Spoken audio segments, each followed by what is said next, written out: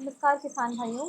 आज हमारे बीच VK Shashank sir यहाँ पे आए हुए हैं और आप किसान भाइयों के कई सारे प्रश्न होते हैं। जैसे यहाँ पे आप लोग कमेंट के माध्यम से आप लोग अक्सर कई सारे प्रश्न पूछा करते हैं। यहाँ पे हमारे यहाँ पे ट्रेनिंग चलती है तो आप लोग में से आते हैं और कई अनेकानेक प्रश्न लेके आते हैं। तो उन्हीं प्रश्नों को मैंने कंपाइल किया हुआ है और उन्हीं प्रश्नों के समाधान मैं वीके शशांक सर से पूछना चाहूँगी। तो सर, किसानों की अनेकानेक समस्याएँ हैं। कोई किसान ये समस्या अपने ज़ाहिर करता है कि जो वो फसल लगाया है, वो फसल में बढ़वार अच्छी नहीं हो रही है। अगर उसमें टिलरिंग होती है तो टिलरिंग की समस्या मतलब टिलरिंग की संख्या कम हो रही है, ब्रांचिंग है तो ब्रांचिंग कम हो रही है। तो फसल से रिलेटेड किसानों की समस्याएं अनेकानेक हैं और इन समस्याओं को लेकर के किसान बाज़ार जाता है, इनपुट्स खरीदता है। बट ये प्रक्रिया न जाने कितने समय से चलती चली आ रही है और किसानों के जो कॉस्ट ऑफ प्रोडक्शन है वो बढ़ता जा रहा है। बट जो किसान की मूल समस्याएं हैं उनसे वो छुटकारा नहीं पा रहा है। तो सर, मैं आपसे जानना चाहूँगी कि एक किसान स्थायी रूप से इन समस्याओं का निवारण कैसे कर पाए, उसको कोई एक स्थायी समाधान बताएं जिससे इन समस्याओं से उनको छुटकारा मिल पाए। देखो, खेती कोई भी फसल बोए किसान, चाहे खाद्यान्न की बोए, तिलहन की बोए, वेजिटेबल लगाए, फ्रूट्स क्रॉप लगाए, एक सिद्धांत है कि किसी भी वनस्पति को कैसे ग्रोथ करती है, कैसे फ्लावरिंग आता है, कैसे फ्रूटिंग होती है। तो एक नेचर का सिस्टम है। सबसे पहला चीज़ ये है कि मैं जिस खेत में कोई क्रॉप लगा रहा हूँ, चाहे वो आर्चर्ड हो, चाहे वेजिटेबल हो, चाहे कोई खाद्यान्न फसल हो, चाहे तिलहनी फसल हो,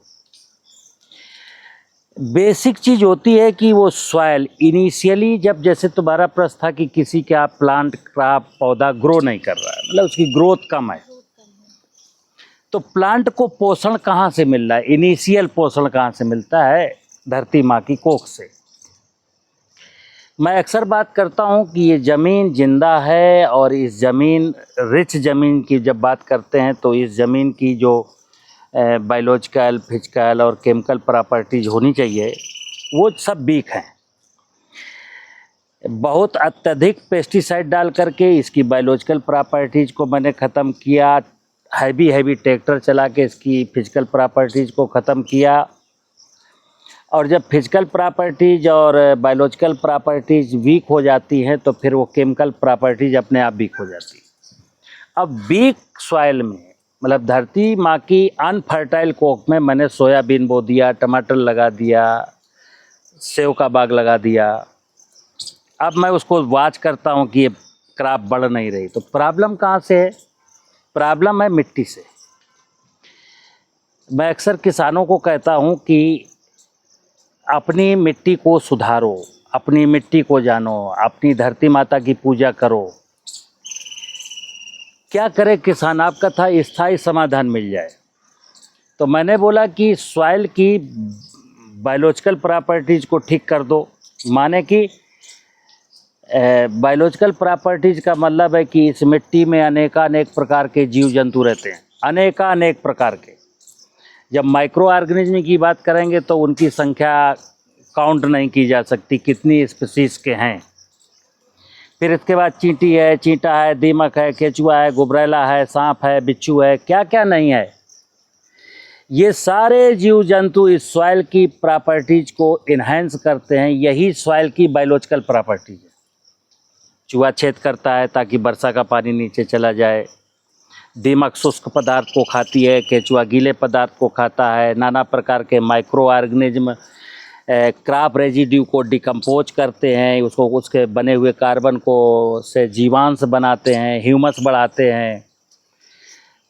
तो दो चीज़ें किसान को करनी है मित्र। पहला ये कि हमको इस धरती पर जितना कुछ कार्बनिक डाल सकते हो, और क्या डालेंगे आप? जो सॉइल ने दिया है वही डालेंगे, खरीद के नहीं डालना। जो सॉइल ने पैदा किया, कुछ आपके मतलब का था, कुछ मतलब का नहीं था। जो मतलब का नहीं था उसको हम क्रॉप रेजिड्यू कहते हैं।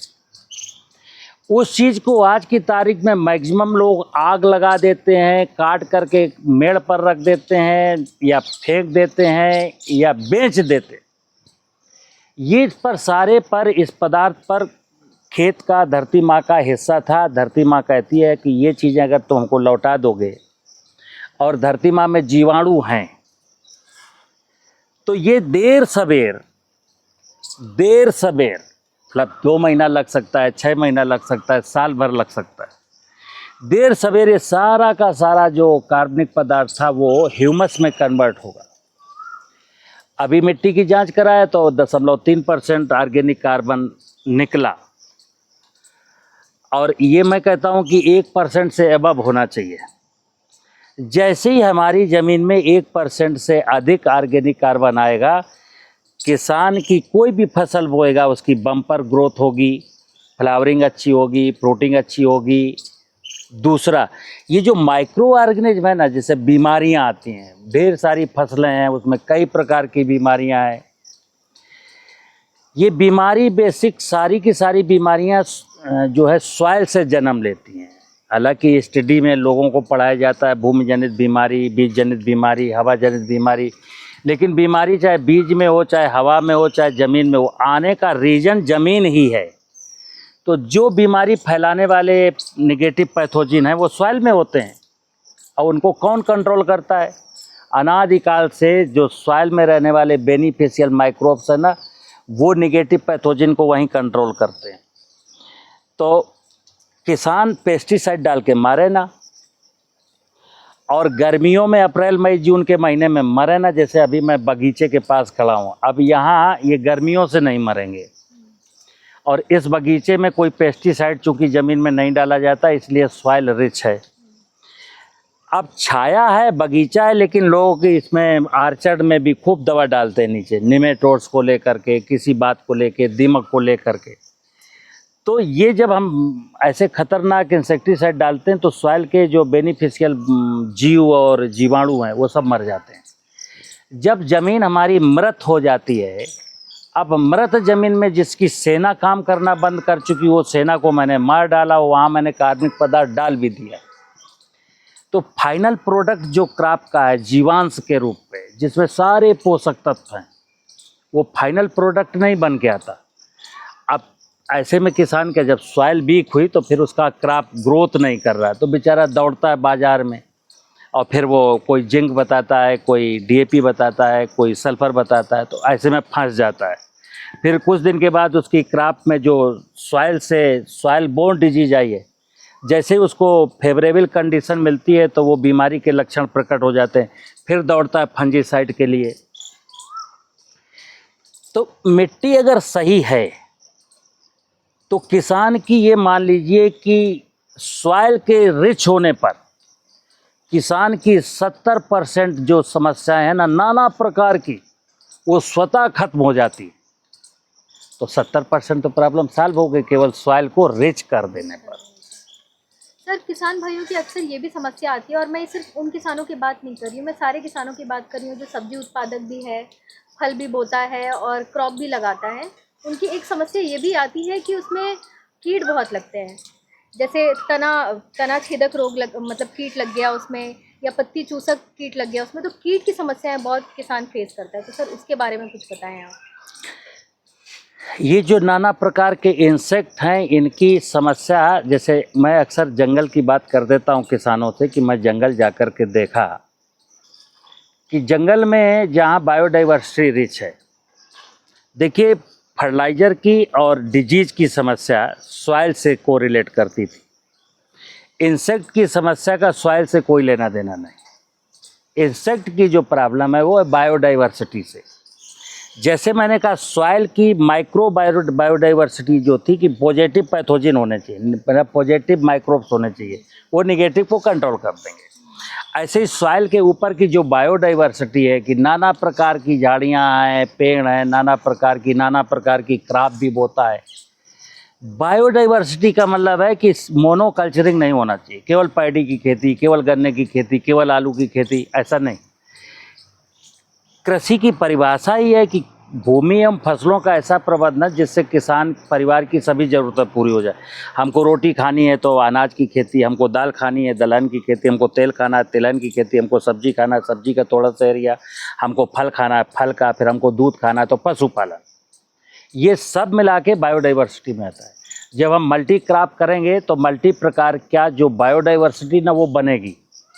तो इस नेचर में एक इंसेक्ट ऐसा नहीं है कि जो फसल की पत्ती काट ले, पत्ती का रस चूस ले और रूट में घुस जाए, सूट में घुस जाए, फल फ्रूट फ्लाई ऐसा डंक मार दे, फल में कीड़ा लग जाए। यहाँ भी इन इंसेक्ट को मैनेज करने की एक व्यवस्था नेचर की है। लेकिन जब हमने बायोडाइवर्सिटी को वीक कर दिया, पेस्टिसाइड डाल के, वृक्ष काट करके, तो बायोडाइवर्सिटी, जैसे एग्जाम्पल, आज मेंढक नहीं है, पैडी के खेत में बहुत इंसेक्ट लगता है। जब मेंढक थे ना, तो यही मेंढक दिन भर इंसेक्ट को पिकअप करता था, खाता रहता था। 1 एकड़ खेत में अगर 5 मेंढक हैं धान के खेत में, तो कोई धान में कीड़ा नहीं लगेगा। अगर हमारे आसपास पक्षी बहुत हैं, तो पक्षी इंसेक्ट का आहार करेगा और वो इंसेक्ट जो डैमेज करने वाले थे, वो इंसेक्ट को सब पक्षी खा लेंगे। अब किसान कैसे सोचता है बायोडाइवर्सिटी के बारे में, पक्षियों के बारे में? हमारी सोच हो गई कि साहब खेत में अगर पेड़ लगाएंगे तो छाया मार देगा, और साहब पक्षियों की आप ऐसे बात करते हो, पक्षी होते हैं तो साहब वो अमरूद का फल खा लेते हैं। तो दाने दाने पर लिखा खाने वाले का नाम। हमारा लाभ ज़्यादा होगा अगर बायोडाइवर्सिटी रिच है, तो पहले वो सारे पक्षी, जैसे पेड़ छाया मारता है, कुछ और भी देता है। पक्षी है, अमरूद का फल खा लेता है, मटर की फली खा लेता है, बाजरे का भुट्टा दाना चुग लेता है। इसके पहले बहुत कुछ इतना बेहतरीन आपके लिए कर चुके हैं, वो जो अच्छा कर चुके हैं वो तो हमने देखा नहीं। जब उनके द्वारा थोड़ा सा डैमेज किया गया तो हमको दिखाई दे गया, फिर हमने कहा कि पेड़ छाया मारता है, पक्षी फल खाते हैं, पक्षी फली खाते हैं, उनका राइट है, ठीक है ना। तो जब किसान भाई बायोडाइवर्सिटी को रिच करेंगे तो उनकी इंसेक्ट की समस्या ख़त्म हो जाएगी। रेयर कभी रहेगी तो घबराना भी नहीं है, क्योंकि आज जो किसान घबराहट की वजह से यहाँ आया है कि मेरा पौधा बढ़ नहीं रहा तो चला गया फर्टिलाइजर लेने, मेरे में बीमारी चला गया फंजीसाइड लेने, मेरे में इंसेक्ट लग गया चला गया इंसेक्टिसाइड लेकर के। तो हम कर क्या रहे हैं? सॉइल को वीक कर रहे हैं और बायोडाइवर्सिटी को वीक कर रहे हैं। अंततः ये सारे जो रसायन थे, ये सारे रसायन हमारे भोजन में जा कर के हमको बीमार कर रहे हैं।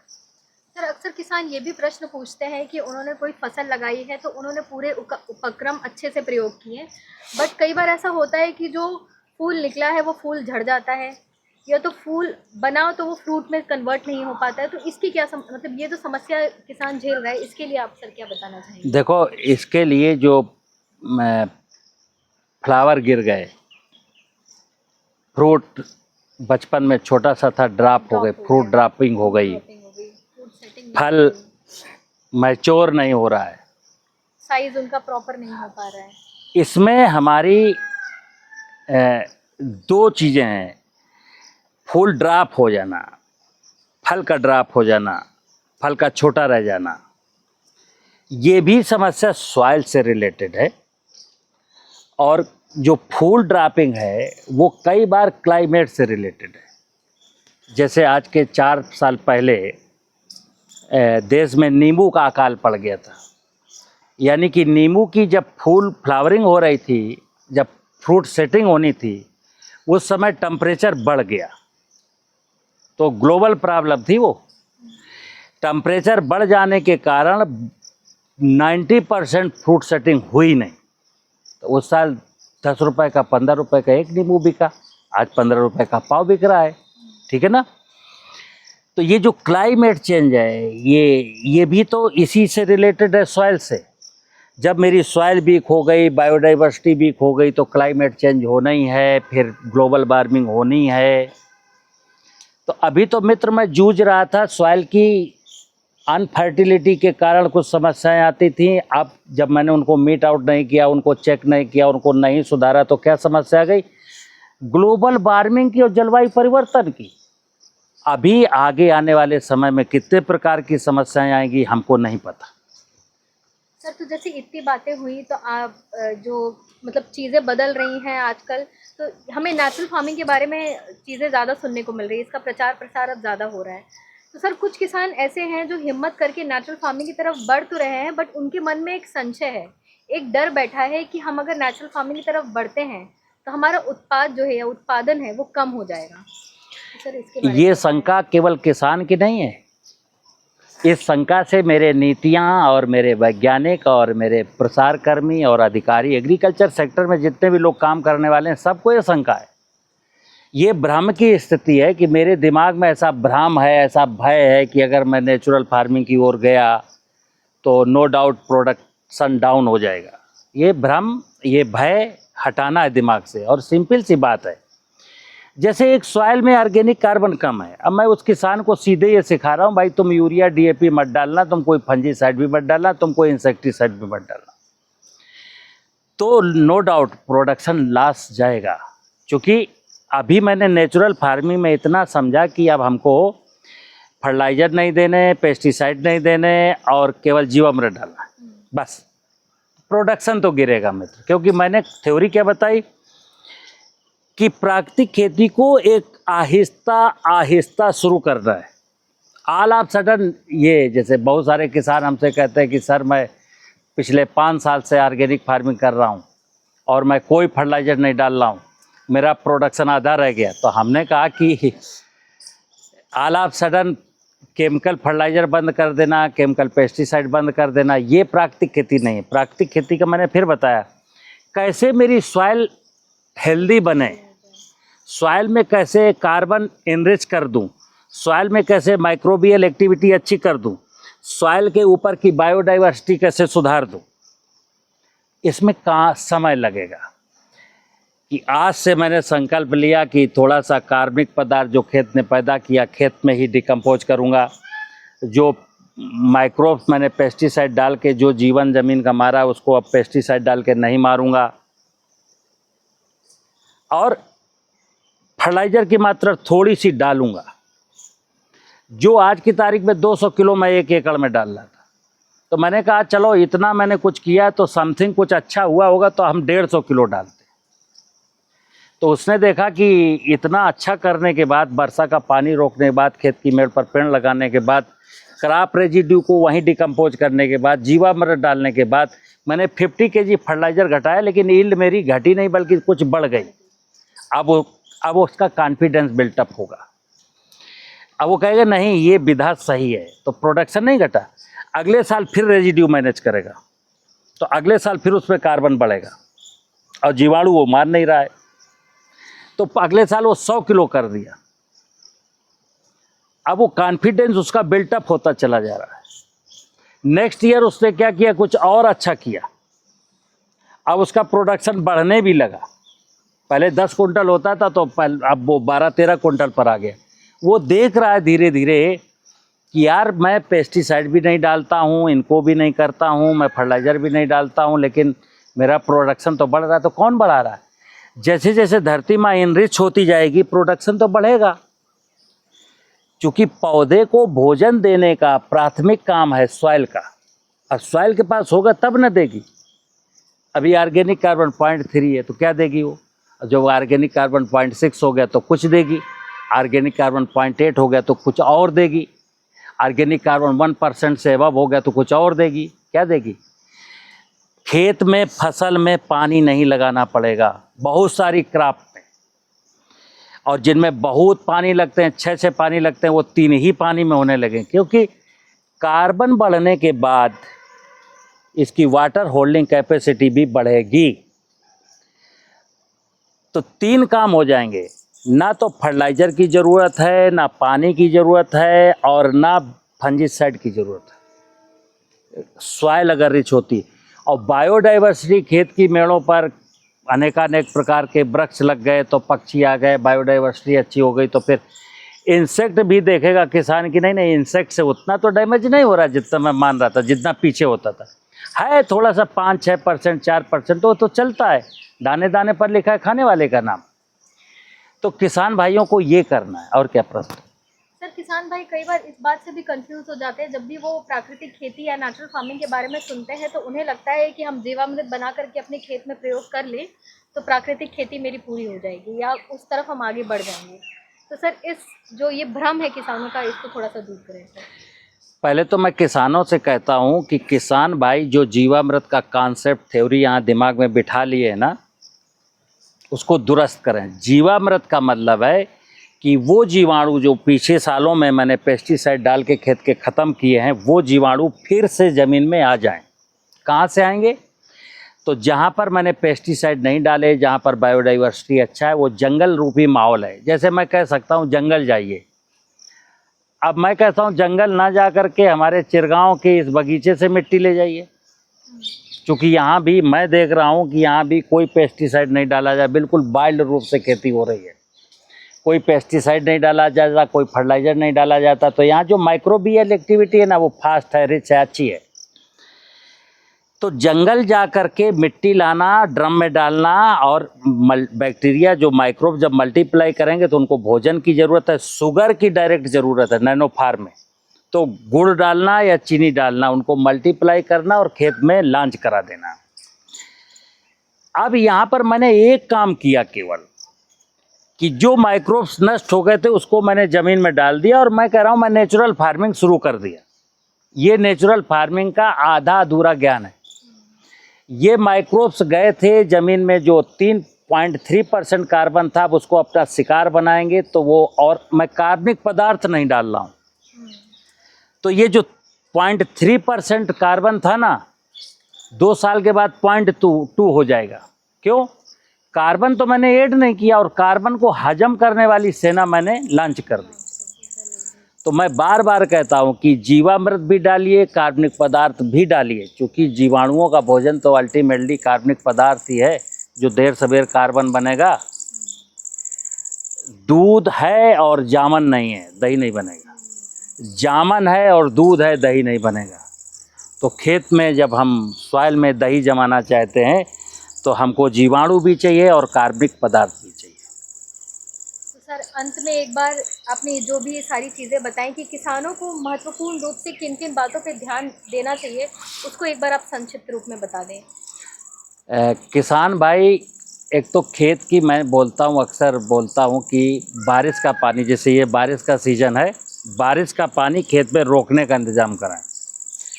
देश के सारे किसान पानी को बह जाने देते हैं। ये पानी ग्रीन वाटर है, सबसे अनमोल वाटर यही है, सबसे खूबसूरत पानी जो भगवान ने दिया आपको।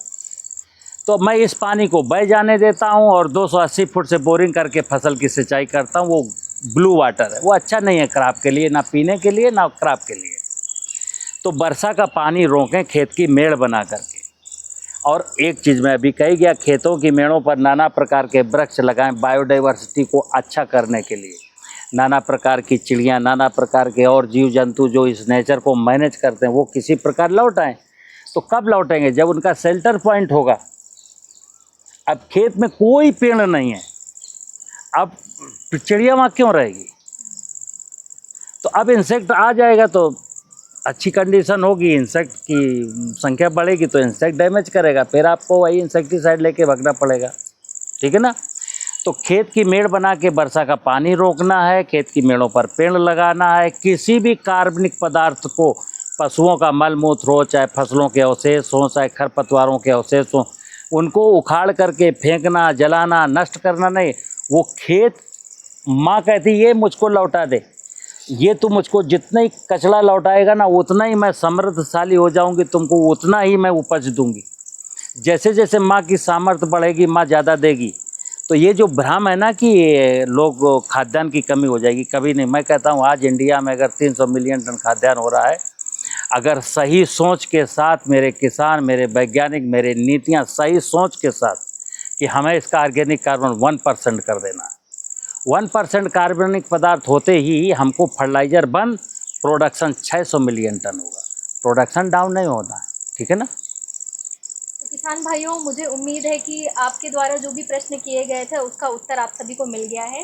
मैं संक्षिप्त रूप में थोड़ा बताना चाहूँ तो आपको अपने धरती को संपन्न बनाना है, उनको मजबूत बनाना है। दूसरा, साहब ने बताया कि बायोडाइवर्सिटी, जैव विविधता जो आप यहाँ पीछे देख रहे हैं, उसको अपने खेत में मेंटेन करना है।